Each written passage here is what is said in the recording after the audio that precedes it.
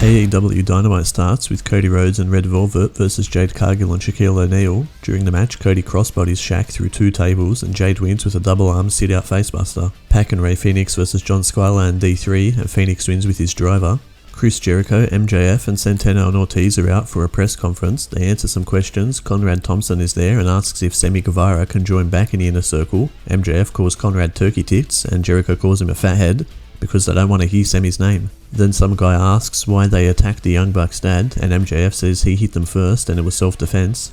Eric Bischoff is there and asks the condition on the Bucks' dad, and Jericho says he doesn't care.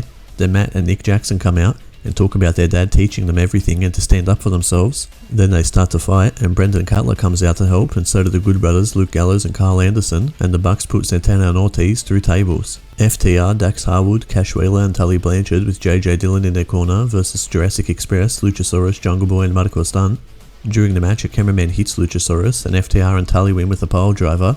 After the match, the man gets in the ring and it's Sean Spears. Tony Schiavone brings out Paul White and he says he's going to be a colour commentator with Tony on the new AEW Dark Elevation show, and also AEW has a big signing that will be announced at the Revolution pay-per-view.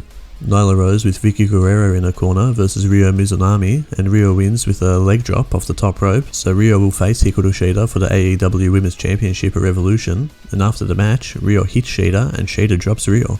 Tony Schiavone has an in-ring interview with Sting, then Ricky Starks comes out and slaps Sting, so they fight, then Will Hobbs and Hook get involved and Brian Cage runs in as well, then Darby Allin comes out to make the save.